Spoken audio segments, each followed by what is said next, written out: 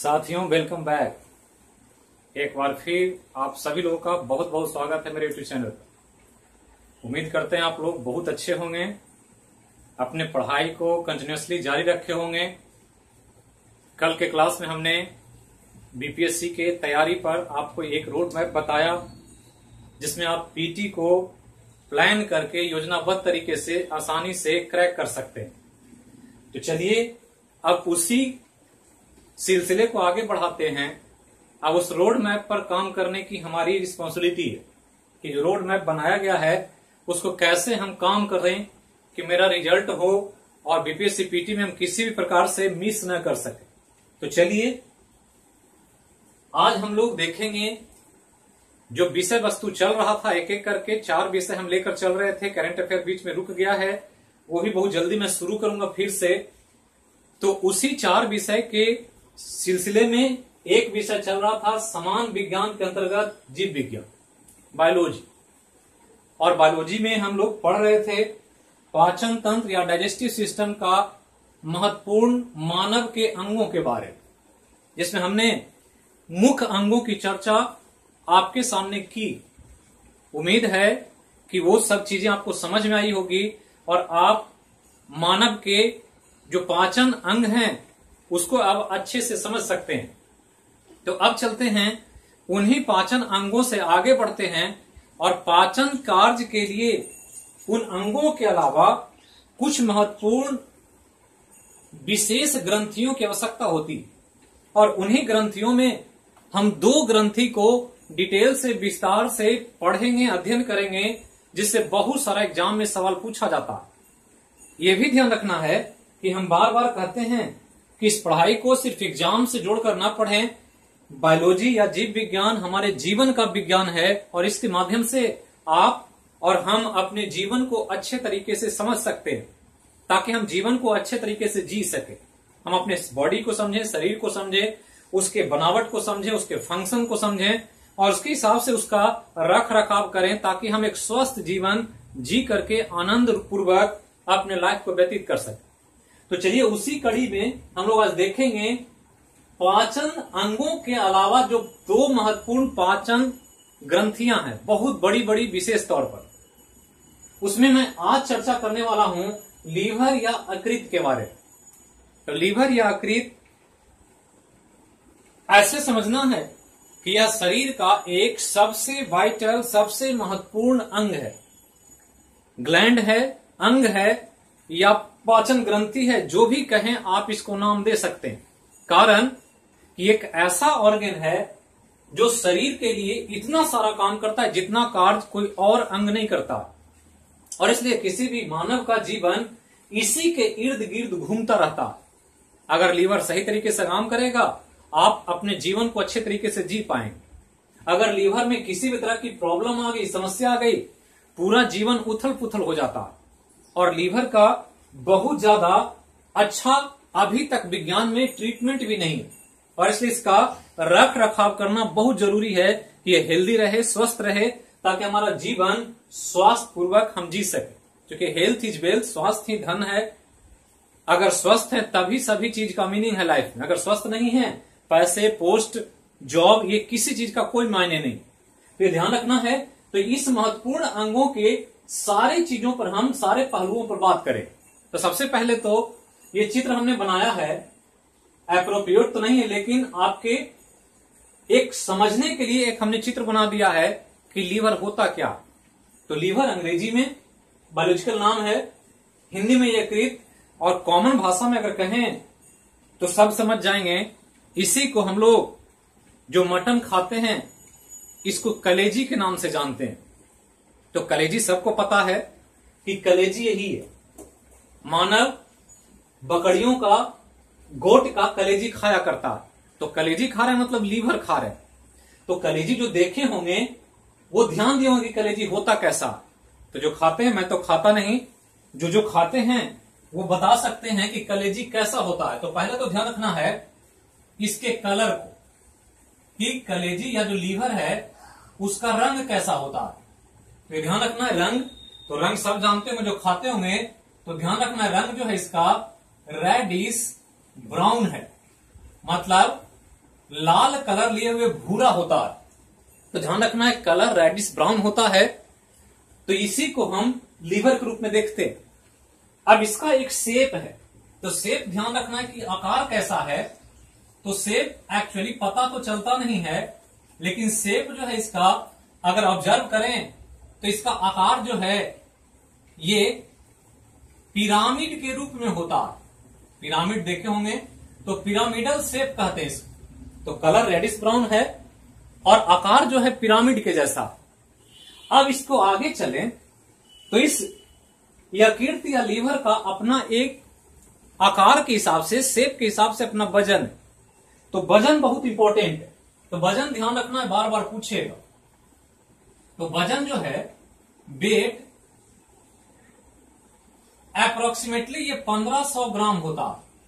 तो 1500 ग्राम लिख दे या 1.5 केजी लिख दे, दोनों सही। ग्राम में होगा तो 1500 ग्राम, किलो में होगा तो 1.5 केजी। ये ध्यान रखना। ऐसे अलग अलग लोगों में अलग अलग वजन का होता, इसलिए कि अलग अलग व्यक्ति के शरीर का आकार अलग अलग है।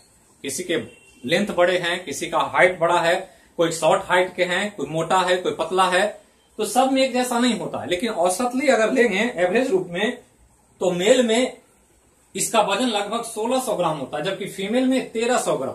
तो औसत वैज्ञानिकों ने निकाला कि हम इसको 1.5 केजी मान लें या 1500 ग्राम मान लें, तो लगभग इसी के रेंज में सबका वजन मिलता है। तो कभी भी पूछ दे कि लीवर का वजन कितना होता है तो 1500 ग्राम होता है, पहला ध्यान रखना। अब यहां ध्यान रखना है कि ये जो लीवर है इसका जो हम जनरल जो इंफॉर्मेशन दे रहे हैं ये बहुत इंपॉर्टेंट है एग्जाम के लिए। अब आगे चलें तो इसके लिए एक विशेष सेल होता है, कोशिका। हमने पढ़ा है कोशिका को, आप प्लेलिस्ट में जाकर के वीडियो को देखें। साइटोलॉजी चैप्टर में हमने पढ़ा था कि शरीर का कोई भी स्ट्रक्चर बिना सेल का बनता नहीं है, हर को बनाने के लिए सेल चाहिए। जैसा अंग है उसके हिसाब से सेल होता। और जब सेल की बात आएगी इसकी, तो लीवर का सेल जो होता है इसका निर्माण एक इंपॉर्टेंट कोशिका से होता है जिसका नाम है हिपैटोसाइट। ये ध्यान रखना, ये बहुत इंपॉर्टेंट नाम है, इसलिए कि इससे जोड़ करके सवाल पूछा जाएगा आपसे। तो हिपैटोसाइट इस कोशिका का नाम है जिससे ये बना हुआ है, ये ध्यान रखना। इसलिए जो भी डॉक्टर लीवर का इलाज करते हैं, ट्रीटमेंट, जैसे जॉन्डिस हो गया, किसी को हेपेटाइटिस हो गया, ABCD कुछ भी हेपेटाइटिस हो गया, लीवर फेलुअर हो गया, लीवर सिरोसिस हो गया, तो जो डॉक्टर सिर्फ लीवर के लिए पढ़ाई करते हैं, लीवर का इलाज करते हैं, उनका एक अलग डिजिग्नेशन होता है, अलग एक उनका पोस्ट होता है, और उस पोस्ट के रूप में उनको हिपैटोलॉजिस्ट कहा जाता है, ये ध्यान रखना। और लीवर का अध्ययन हिपैटोलॉजी कहलाता। तो ये तीनों आपके लिए प्रश्न एग्जाम में पूछा जाएगा। पहला तो पूछ देगा कि लीवर किस कोशिका से बनता है, तो हिपैटोसाइट से बनता है। पूछ देगा कि वैसे डॉक्टर जो लीवर का इलाज करते हैं उसको क्या कहते हैं, तो हिपैटोलॉजिस्ट कहा जाता है। दूसरा कि जो लीवर का अध्ययन होता है जिस विज्ञान में, उस विज्ञान की शाखा का नाम क्या है, तो हिपैटोलॉजी। तो ये ध्यान रखना है, कभी लीवर खराब होगा, कभी लीवर में प्रॉब्लम आएगा तो आपको कहेगा कि आप किसी हिपैटोलॉजिस्ट से मिल लीजिए, या हिपैटोलॉजी में जाना पड़ेगा, आपको पूरा अध्ययन करना होगा, तब पता लगेगा कि लीवर में क्या प्रॉब्लम चल रहा। तो ये बेसिक बात, ये ध्यान रखना है, ये सब एग्जाम में पूछा जाएगा। कलर, शेप, वजन, सेल का नाम और ये विषय का। अब यहां ध्यान दें तो इसके स्ट्रक्चर पर थोड़ा सा हम लोग फोकस करें, क्योंकि स्ट्रक्चर बहुत इंपॉर्टेंट है और स्ट्रक्चर से ही बहुत सारा सवाल आजकल पूछा जा रहा। अभी बिहार दरोगा का एग्जाम हुआ था, पीटी का, उसमें मानव के फीमेल प्रजनन तंत्र, जो रिप्रोडक्टिव सिस्टम होता है, उसके चित्र से सवाल पूछ दिया। जो दिए होंगे दरोगा का एग्जाम, उनको पता होगा, क्वेश्चन उठाकर देखें। तो आजकल इन चित्रों से सवाल खूब पूछ रहा है, तो चित्र पर आपकी पकड़ होनी चाहिए अच्छी, क्योंकि ये बेसिक बातें हैं और हमारे जीवन से जुड़ा हुआ विषय। तो स्ट्रक्चर को देखेंगे तो ध्यान रखना है कि सेल से बना होता है, और सेल जब इसमें मिलता है बहुत सारा, तो एक स्ट्रक्चर का निर्माण करता है जिसको लोबुल्स कहते हैं। ये ध्यान रखना है, लोबुल्स। तो सेल एक एले है, सेल बहुत सारा मिलेगा, और जब ग्रुप में काम करेगा तो उसको लोबुल्स कहें। तो इसमें बहुत सारे लोबुल्स होते हैं और लोबुल्स मिल करके इसका निर्माण करते हैं, और इसलिए लोबुल्स को यूनिट ऑफ लीवर कहा जाता है। ये ध्यान रखना, ये पूछेगा एग्जाम, कहीं भी बायोलॉजी में यूनिट आपको मिल जाए तो उसको ध्यान रखें। अक्सर पूछता है एग्जाम में यूनिट क्या होता है। तो कभी पूछ दे कि यकृत का यूनिट क्या होगा, तो लोबुल्स होगा। लोबुल्स इसी के अंदर छोटा छोटा पैकेट है जो मिल करके इस लीवर को बना रखा। जैसे बिल्डिंग बनता है तो ईंट को जोड़ते हैं तो दीवार लग जाता है, दीवार के ऊपर छत लगाते हैं, बिल्डिंग बन जाता है। तो मकान के लिए यूनिट कौन हुआ, तो मकान के लिए यूनिट ईंट हुआ, जिससे मिलकर वो बना हुआ। उसी तरह से इसमें भी छोटे छोटे लोबुल्स है, और लोबुल्स मिलकर के पूरा लीवर बना दिया, इसलिए इस लोबुल्स को इस लीवर का यूनिट माना जाता। पहला ध्यान रखना। और जब लोबुल्स कई एकत्रित हो जाएंगे तो इस लोबुल्स के समूह को लोब कहा जाएगा। ये ध्यान रखना, लोब मतलब होता है टुकड़ा, खंड। तो नॉर्मली भाषा में कहें टुकड़ा। तो पहले तो कि छोटा छोटा सेल है हेपेटोसाइट, हिपैटोसाइट मिला तो लोबुल्स बनाया, और लोबुल्स जब आपस में मिल गया तो बड़ा बड़ा टुकड़ा बना दिया। और ये टुकड़ा जो होगा इसमें 4 तरह के टुकड़े हों, लेकिन ये 4 टुकड़े आपके लिए इंपॉर्टेंट नहीं। ये मेडिकल साइंस में जाएंगे, इंटर के सिलेबस में जाएंगे, जब मेडिकल डॉक्टर बनने की पढ़ाई करेंगे तब ये चारों को स्टडी करना हो। इसलिए हमने चारों को यहां नहीं दिखाया, हमने 2 को दिखाया। एक ये लोब है, एक ये लोब है, यहां से डिमार्केशन है। एक टुकड़ा ये है, एक टुकड़ा ये। तो ऐसे जो बना हुआ है, बॉडी के पोजीशन को ऐसे समझे। हम ऐसे खड़े हैं, ये हमारा राइट हैंड है, ये लेफ्ट हैंड है। लीवर हमारे चेस्ट के नीचे, चेस्ट जहां खत्म होता है जस्ट उसके नीचे लीवर, यहां पर। तो ये लीवर का पोजीशन है, और ऐसे ही ये लीवर। तो लीवर में ये देख रहे हैं, ये राइट साइड में, ये लेफ्ट साइड में, और इसलिए इस टुकड़े को राइट लोब कहा जाता है। मतलब ये बायां टुकड़ा, राइट लोब है, और इधर वाला लेफ्ट में है, इसलिए इसको लेफ्ट लोब कहते हैं। जहां बकरा कटता है, उसके दुकान पर जाएंगे, मटन के जो शॉप पर काम करते हैं, तो बकरे को कटने के बाद उसके लीवर को, कलेजी को देखेंगे तो ऐसे ही दिखेगा, बिल्कुल हम ही लोग जैसा होता है। अब वो भी ये राइट वाला राइट साइड में होगा, लेफ्ट वाला लेफ्ट साइड में होगा। अब यहां ध्यान रखना है कि चित्र में दिख रहा है आपको कि राइट वाला जो है ये बड़ा है और ये छोटा, 2 और भी है, कॉर्डल है, और नीचे डोर्सल में एक और लोब होता है। तो वो सब दिखता नहीं है, और वो बहुत ज्यादा गहराई की बात है, उतना जानना आपको नहीं। हमारे लिए ये 2 लोब जानना है जीएस में समान अध्ययन के तौर पर। तो ध्यान रखना है कि ये राइट लोब जो होता है ये बड़ा टुकड़ा है। कई बार पूछा एग्जाम कि लीवर का कौन वाला टुकड़ा बड़ा होता है और कौन छोटा होता है। तो जो राइट साइड में वो बड़ा है और ये लेफ्ट साइड में है ये छोटा टुकड़ा है, ये ध्यान रखना। तो ये बनावट की बात हो गई। तो ध्यान रखना है कि यहां पर नाम में कुछ नहीं है, पोजीशन के आधार पर नाम है। राइट वाला राइट लोब है, लेफ्ट वाला लेफ्ट लोब। तो ये दोनों को ध्यान रखना। अब यहां ध्यान देंगे कि हमने कहा कि इसका पोजीशन, और पोजीशन हमारे एक इंपॉर्टेंट पॉइंट के तौर पर जानने के लिए बहुत इंपॉर्टेंट है कि पोजीशन की जब बात करते हैं तो इसका पोजीशन जो है, अगर आपसे पूछ दे कि लीवर कहां पर होता है, तो इस लीवर का पोजीशन जो होता है वो होता है एब्डोमिनल कैविटी में। एब्डोमिनल कैविटी, एब्डोमिन मतलब होता है पेट, और कैविटी मतलब होता है गुफा। तो पेट की गुफा को उदर गुहा कहते हैं। तो पेट जहां पर होता है और पेट के आसपास का जो स्पेस है उसको एब्डोमिनल कैविटी कहते हैं। तो एब्डोमिनल कैविटी में डायफ्राम के नीचे, डायफ्राम के नीचे राइट साइड में, ये ध्यान रखना है, राइट साइड में मतलब दायां तरफ होगा। डायफ्राम होता है क्या, जो हम लोग पढ़ेंगे श्वसन तंत्र में। चेस्ट में जब कभी सांस लेते होंगे छोड़ते होंगे तो देखते हैं सांस लेने पर डायफ्राम फैलता, चेस्ट ऊपर आता, छोड़ते हैं तो चेस्ट नीचे जाता है, तो ये डायफ्राम में मूवमेंट के कारण होता है। तो डायफ्राम जहां मतलब चेस्ट जहां खत्म हुआ, जस्ट उसके बाद लीवर शुरू होता है राइट साइड में, मतलब दाहिना हाथ की तरफ। इधर लीवर नहीं है, लीवर किधर है, इस साइड। तो ये ध्यान रखना है पोजीशन को, कि एब्डोमिनल कैविटी में है, डायफ्राम के जस्ट नीचे है और राइट साइड में। तो इतना चीज पहले आप इस पोजीशन के तौर पर ध्यान रखें। अब ये जब टुकड़े की बात आती है, तो टुकड़ा जो बटा हुआ है ऐसे कैसे बटता है, तो यहां पर गहराई होता है बीच में, तो उस गहराई से लगता है कि दो टुकड़ा, और जो गहराई है ये, इसको ग्रूव्स कहा जाता है। ये ध्यान रखना है, ग्रूव्स मतलब गर्त होता है, गड्ढा। तो बीच में ग्रूव्स है और दो भाग में बटा दिखता है, इधर राइट वाला बड़ा है, लेफ्ट वाला छोटा। अब ये हो गया मेन पार्ट। अब इसी लीवर के नीचे ये एक छोटा सा बैलून है, थीन इलास्टिक मस्कुलर स्ट्रक्चर है, मतलब बहुत पतला मांस का थैली है। जैसे बैग होता है, झोला रखते हैं, तो कपड़े का झोला होता है, ये मांस का झोला, और ये मांस का झोला इस राइट लोब के नीचे जुड़ा रहता है।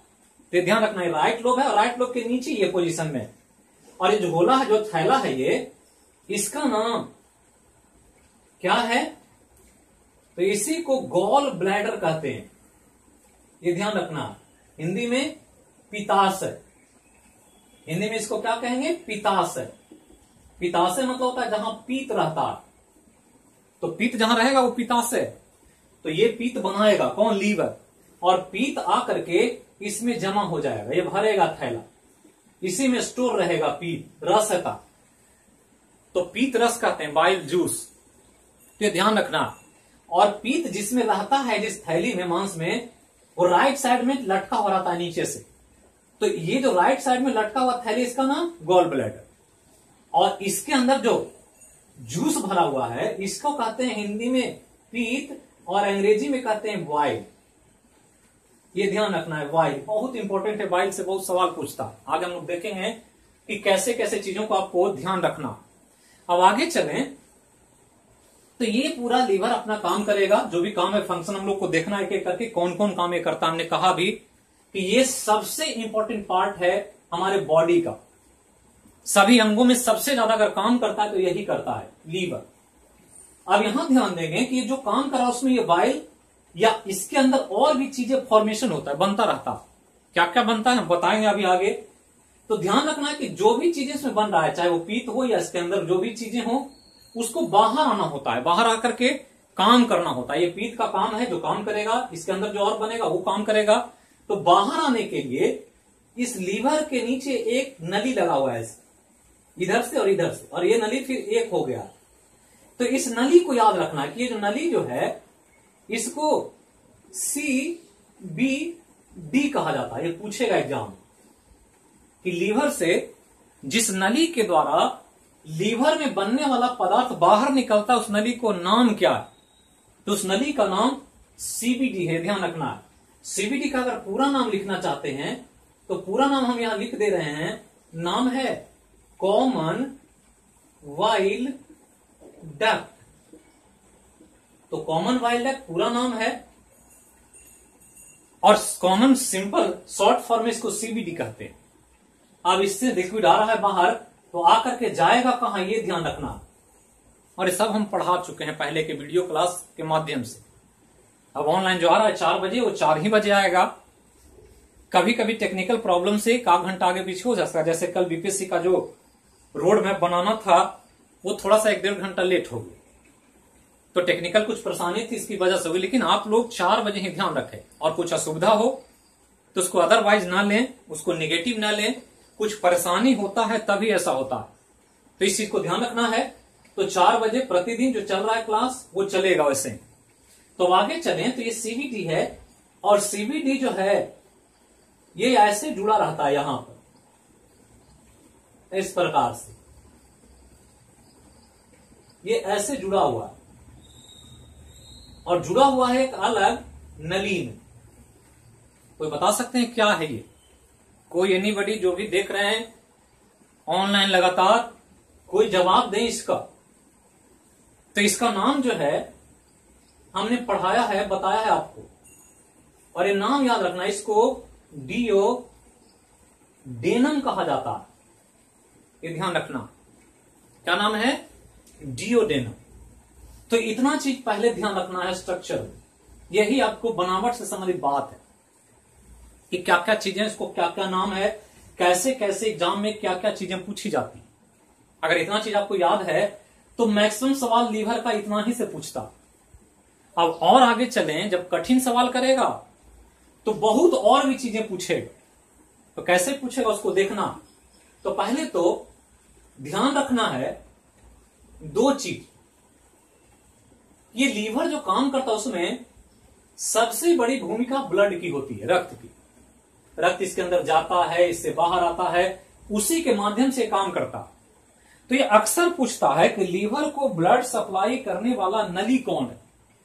तो लीवर को ब्लड सप्लाई करने वाला दो नली होता है, ये ध्यान रखना। मतलब इस लीवर तक दो नली ब्लड लेकर के पहुंचता और दोनों का नाम पूछता।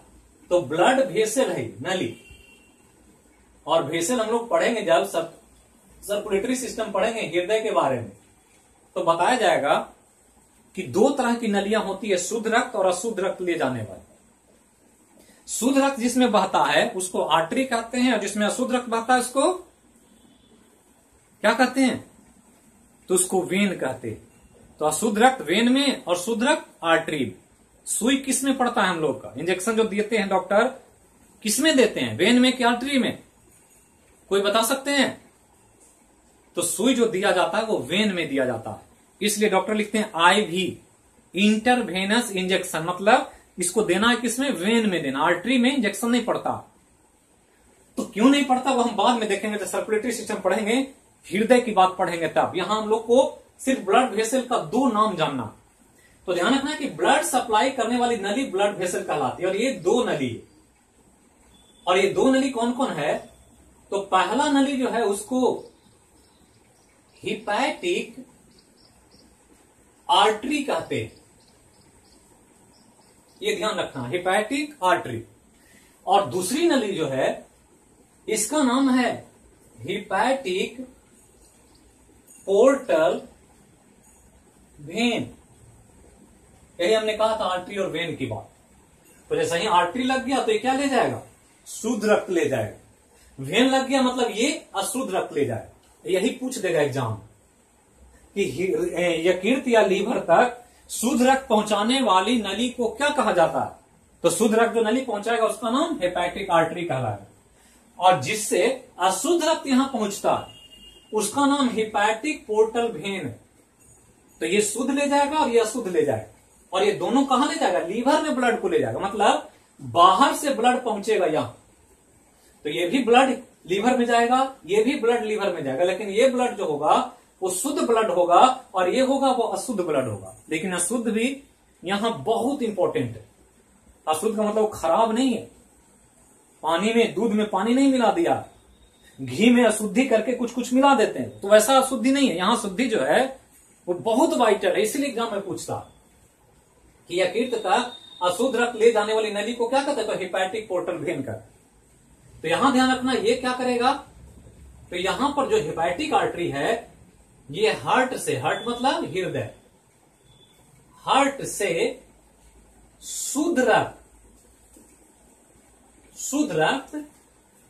यकृत में पहुंचाएगा, यकृत में पहुंचाएगा, ये ध्यान रखना। तो शुद्ध रक्त है, ये ध्यान रखना कि इससे, हार्ट से, हृदय से जो ब्लड चलेगा वो यहां पहुंचेगा किससे, हिपैटिक आर्टरी से। पहला ध्यान रखना।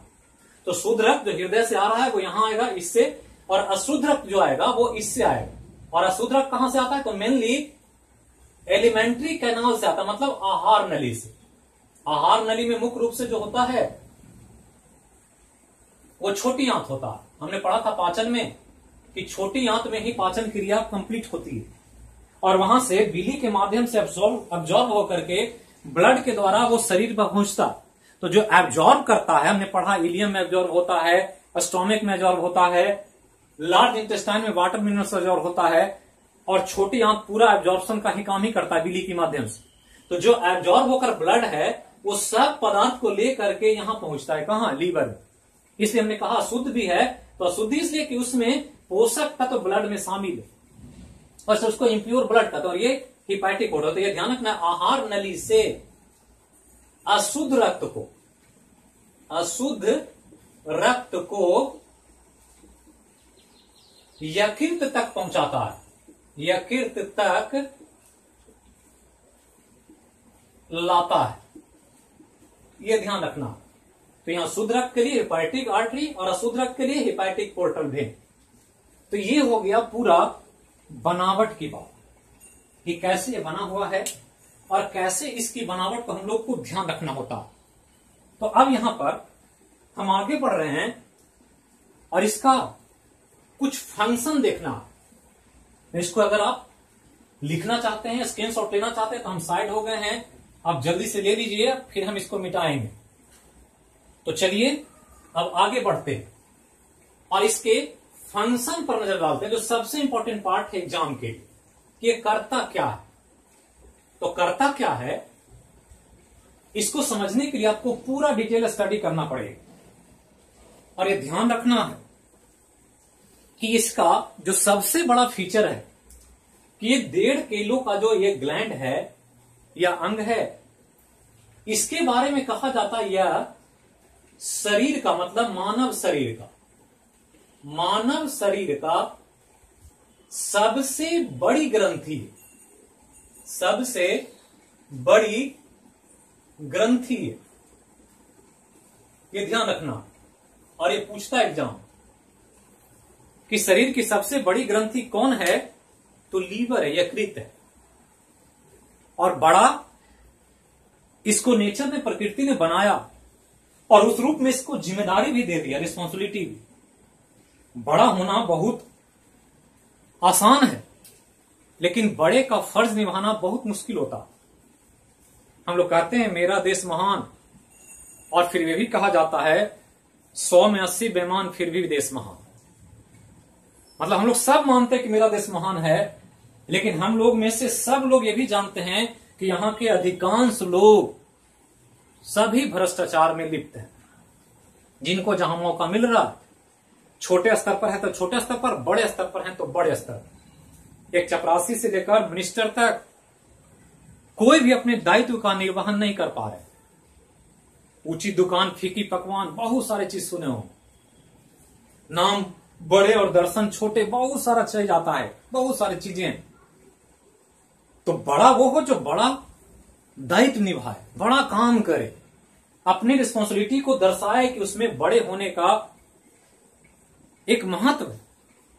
लेकिन मानव जो है नेचर के विरुद्ध काम करता है, लेकिन नेचर अपने हिसाब से काम करता है। इसको बड़ा स्वरूप दिया क्योंकि इसको बड़ा बड़ा काम करना। अगर ये काम ना करे तो जीवन चलेगा ही नहीं। आपको पता होना चाहिए, इसको busiest laboratory of the body कहा जाता है। मतलब शरीर का सबसे व्यस्त प्रयोगशाला है। एक ऐसा लैब है जिसमें 24 आवर कोई ना कोई काम होता रहता। इसलिए देखते हो कि जिसका भी लीवर में प्रॉब्लम आ जाए, वो आदमी का जीवन अस्त व्यस्त हो जाता है, फिर कुछ नहीं बचता है उसके पास। हाथ टूट जाए, पैर टूट जाए, चोट लग जाए, आदमी सरवाइव कर सकता, लेकिन लीवर में कोई डैमेज हो जाए तो फिर बहुत मुश्किल होता है इसको ठीक करना। और इसलिए इसको ध्यान रखना, ये शरीर की सबसे बड़ी ग्रंथि, और बड़ी ग्रंथि नाम का ही नहीं है, काम का भी है। और काम को जब देखेंगे तो पता चलेगा कि जब काम इसको स्टडी करते हैं तो काम के रूप में यह जो है ये सभी तरह का काम करता। कोई ऐसा काम है ही नहीं जो नहीं करता। एक जीवन को चलाने के लिए जो भी काम होना चाहिए वो सारा काम यकृत करता रहता। अब इसमें सबसे पहला जो काम है वो काम हम बताएंगे सेक्रेटरी फंक्शन के रूप में। फंक्शन के रूप में एक फंक्शन इसका सेक्रेटरी फंक्शन। तो सीक्रेट मतलब होता है रिसना, निकालना, और वही हम इसको देखेंगे। तो फंक्शन जो है वो सेक्रेटरी फंक्शन। तो सेक्रेटरी फंक्शन इसको कहते हैं। और एक ऐसा फंक्शन जिसमें सिक्रीशन, और सिक्रीशन का मतलब स्राव होता है। स्राव, स्राव मतलब करते हैं रिसना। जैसे कोई दीवार डैम्प मार देता है तो पानी उससे रिसता, धीरे धीरे धीरे धीरे पानी चूता रहे, तो कहते हैं वो लीकेज कर गया, छत में डैम्प आ गया। तो उसी तरह से शरीर की बहुत सारी ग्लैंड्स जो हैं वो सीक्रेट करते हैं, कोई ना कोई चीज रिलीज करते हैं लिक्विड के तौर पर। और इसका भी एक बहुत बड़ा फंक्शन है सेक्रेटरी फंक्शन के रूप में, जिसको हम स्राव कहते हैं। मतलब ये कुछ ना कुछ स्रावित करेगा, छोड़ेगा, और जो स्रावित करेगा वो एक इंपॉर्टेंट लिक्विड होगा, और उस लिक्विड का नाम बाइल है। बाइल जिसको हम लोग पीत कहते हैं, ये ध्यान रखना। तो बाइल जो है ये पीत है, और पीत के रूप में ध्यान देना है कि ये सबसे इंपॉर्टेंट फंक्शन है खासकर पाचन के लिए।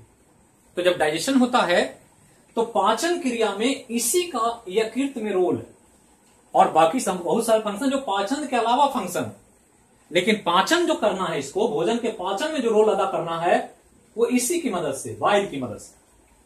तो इसी के बारे में जानेंगे हम लोग, जिसके बारे में कहा कि गॉल ब्लैडर में ही पीत रहता है। जो ये बना रहा है पीत, बाइल, वो धीरे धीरे यहां स्टोर होता है और जरूरत पड़ने पर इस नली के माध्यम से डियोडेनम में चला आता है। तो पहला ध्यान रखना।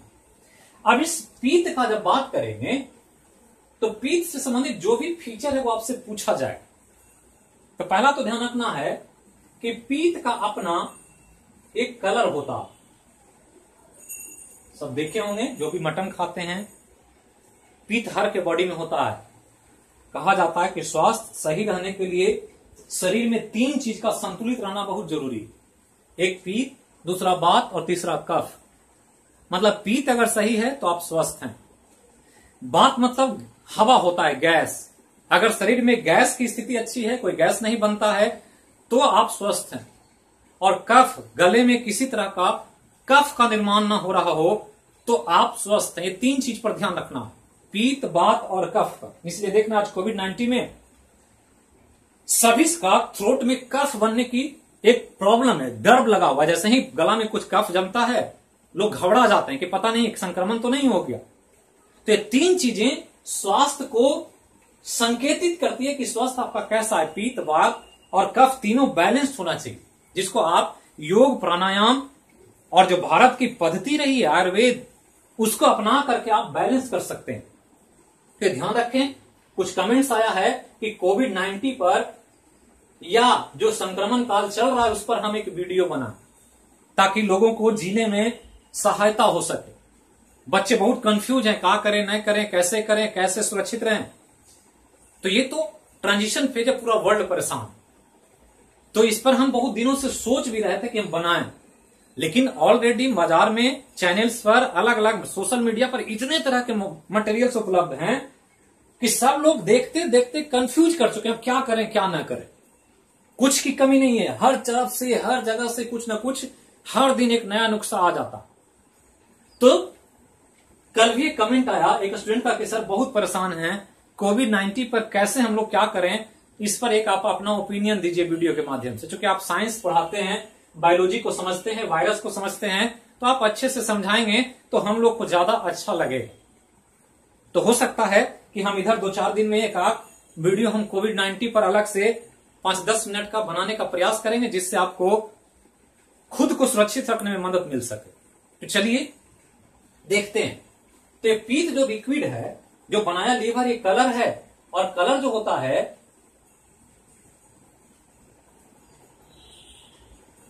येलोइश ग्रीन होता है। ये ध्यान रखना, मतलब हल्का पीला और हरा, पीलापन लिए भी रहता है और हरापन लिए भी रहता है। तो येलोइश ग्रीन, अगर उसको पानी में डाल दिया जाए 1 ड्रॉप, तो पूरा पानी, बकेट जो बाल्टी से भरा हुआ है, वो पूरा हरा पीला हो जाएगा पानी। और इसलिए इस कलर पर ध्यान रखना। ये कलर ही जब डिस्टर्ब होता है तो पता लगने लगता है कि लीवर सही से काम नहीं कर रहा, जॉन्डिस हो जाता है किसी को। तो जॉन्डिस हो गया मतलब ये गड़बड़ा गया। ये गड़बड़ाता है तो ये कलर बदलने लगता है, और जब कलर बदलता है तो देखते हैं शरीर पीला दिखने लगता है।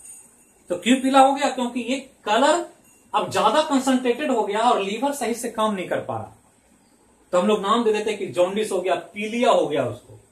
तो पीलिया क्यों हुआ? क्योंकि कलर अब बॉडी पर दिखने लगा।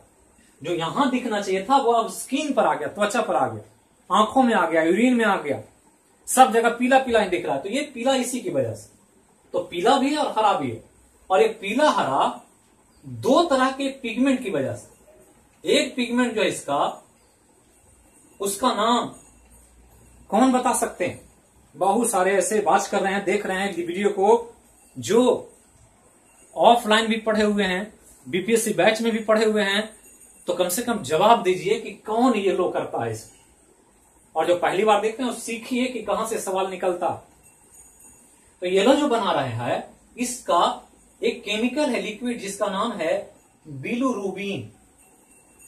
ये ध्यान रखना, पूछ देगा एग्जाम कि जॉन्डिस जब होता है तो शरीर का रंग पीला दिखने लगता है, क्यों? तो क्या आंसर करेंगे? तो आंसर यही करेंगे कि शरीर में बिलिरुबिन की मात्रा बढ़ने लगती है और बिलिरुबिन बढ़ जाता है, इसलिए पीला दिखने लगता। इसमें कोई डाउट नहीं। और बार बार पूछे गए सवाल, क्योंकि कॉमन बीमारी है और जॉन्डिस से सब लोग परिचित है। यहां डॉक्टर होने की बात नहीं है कि आप ऐसा नहीं सोचें कि हम डॉक्टर थोड़े हैं जो हम जवाब दे सकते हैं। ये कॉमन चीज है, हम बचपन से जॉन्डिस के बारे में सुनते आ रहे हैं। ये कॉमन बीमारी है और कॉमन बीमारी के बारे में एग्जाम में पूछा जाए तो बिलिरुबिन जब बढ़ेगा रक्त में, ब्लड में, तो आपका बॉडी पीला दिखने लगेगा। तो डॉक्टर समझ जाएगा आपके आंखों को देख करके, आपकी त्वचा को देख करके कि आपको जॉन्डिस का लक्षण आ गया। क्यों हो रहा है? तो डॉक्टर लिख देगा कि आप जाकर सीरम बिलिरुबिन का टेस्ट करा कर आइए, कितना लेवल है बढ़ा हुआ। तो यही वो पिगमेंट है, ध्यान रखना। तो पीला क्यों? क्योंकि बिलिरुबिन है। और एक हरा है, और हरा जो है ग्रीन कलर ये देता है कोई और। तो ग्रीन कलर कौन देता है बताइए? कोई एक्सपेक्ट करते हैं कि सबसे जवाब आना चाहिए। जो भी वीडियो देख रहे हैं या जो भी क्लास से किसी रूप में जुड़े हैं, सबको पता होना चाहिए। सब यही सब सवाल पूछता है एग्जाम। तो हरा होता है एक दूसरा पिगमेंट के कारण, जिसका नाम है बिलिवर्डिन। ये ध्यान रखना, एक बिलिरुबिन है, एक बिलिवर्डिन है। तो पीला पूछेगा तो बिलिरुबिन और हरा पूछेगा तो बिलिवर्डिन, और ये दोनों मिलकर के पीत के रंग को पीला हरा कर देता है। इतना ध्यान रखना। अब यहां चले तो इस पीत का जो यहां बना है वो लिक्विड है, तो इस लिक्विड का एक पीएच मान होता है, जो अक्सर पूछे। शरीर में जितना भी लिक्विड है उसका पीएच मान जरूर याद रखें। चाहे लार में हमने पढ़ाया, इंटेस्टाइन में पढ़ाया, स्टोमिक में पढ़ाया, सब जगह पीएच में बताया। आगे और भी बताऊंगा, बहुत सारा चीज मिलेगा। तो पीएच मान जो होता है इसका, वो 7.5 से लेकर 8.5 तक होता है। ये ध्यान रखना। तो अगर इतना पीएच मान है तो क्या होगा? ये एसिडिक होगा कि न्यूट्रल होगा? कोई बताइए, एसिडिक कि न्यूट्रल? तो ना एसिडिक होगा ना न्यूट्रल होगा, ये अल्केलाइन होगा। अल्केलाइन मतलब होता है बेसिक या क्षारीय। क्यों क्षारीय? क्योंकि हम पढ़ते हैं केमिस्ट्री में कि 7 से ऊपर पीएच वाला क्षार होता है, 7 वाला उदासीन होता है, 7 से कम वाला एसिड होता है। तो पूछ देगा कि ये जो बाइल रहता है, पीत बनता है हमारे शरीर में, वो अम्लीय है कि क्षारीय है कि उदासीन है? तो आंसर करेंगे क्षारीय। तो ये ध्यान रखना। अब ये जो बाइल है, इस बाइल में 2 कंपोनेंट है। कंपोनेंट मतलब जिससे मिलकर ये बना हुआ। पहला कंपोनेंट है जिसका नाम हमने लिखा, ये बाइल पिगमेंट। क्या नाम है? Bile pigment. जो ये बना, दोनों चीज, ये बाइल पिगमेंट था, बिलिरुबिन और बिलिवर्डिन। और दूसरा जो कंपोनेंट है वो है वाइल साल्ट, पीत लवण। तो वाइल साल्ट और वाइल पिगमेंट, यही 2 चीज मिल करके निर्माण कर देता है बाइल का, पीत का। और ये पीत लीवर बनाता रहता है और वो आकर के स्टोर होता है किसमें? गॉल ब्लैडर में। लेकिन एक चीज आपको यूनिक हम बताने जा रहे हैं कि स्तनधारी में कुछ ऐसे स्तनधारी भी हैं जिनमें गॉल ब्लैडर होता ही नहीं। ये ध्यान रखना। तो कुछ में गॉल ब्लैडर आपको मिलेगा ही नहीं, और गॉल ब्लैडर जब नहीं मिलेगा तो आप ध्यान देना है, वैसे एग्जाम में सवाल पूछे जाएं तो सब में होता है, लेकिन कुछ में नहीं होता। जैसे बिल्ली में नहीं होता, जैसे घोड़ा में नहीं होता, जैसे गधा में नहीं होता, जैसे वेल में नहीं होता। तो कभी पूछ देगा कि बताएं इनमें से कौन ऐसा जानवर है जिसमें गॉल ब्लैडर नहीं पाया जाता है, तो 3-4 नाम हमने लिया। अभी बिल्ली का नाम लिया, घोड़ा का नाम लिया, गधा का नाम लिया और वेल का नाम। ये सभी स्तनधारी हैं, लेकिन इनमें गॉल ब्लैडर नहीं होता, लेकिन मानव में होता। लेकिन जरूरत पड़ने पर डॉक्टर इसको काट कर निकाल भी देते हैं। मतलब इसके रहने से और न रहने से ज्यादा जीवन पर कोई प्रभाव नहीं पड़ता। तो यही स्ट्रक्चर की बात की है कैसे, और सेक्रेटरी फंक्शन हम लोग देख रहे हैं, और इसको हम लोग आगे देखेंगे कि ये कैसे काम करेगा। तो आज की क्लास में इतना है, बहुत सारा फैक्ट्स है। ज्यादा लंबा क्लास लेंगे तो चीजें आपको ध्यान नहीं रहेगी, याद नहीं कर पाएंगे ज्यादा एक दिन। इसमें आपको ध्यान लग रहा होगा कि इसमें ऐसा कोई भी सब्जेक्ट नहीं है, कोई भी टॉपिक नहीं बताया गया है जिसको आप छोड़ करके क्लास को आगे ले जा सकते हैं। एक एक पॉइंट एग्जाम में बार बार पूछा जाए। तो आज इतना ही, फिर मिलेंगे कल के क्लास में एक नए विषय के साथ। तब तक जहां रहें स्वस्थ रहें, सुरक्षित रहें, और ध्यान रखें मेरा देश महान, 100 में 80 बेईमान ऐसा ना करें। तो ध्यान रखें कि अपने व्यक्तित्व को बचाकर रखें, रिस्पॉन्सिबिलिटी पर काम करें, जो भी दायित्व आपको मिले उसका पूर्ण रूप से निर्वहन करें, तभी ये देश बच सकता है, हम बच सकते हैं। Thank you.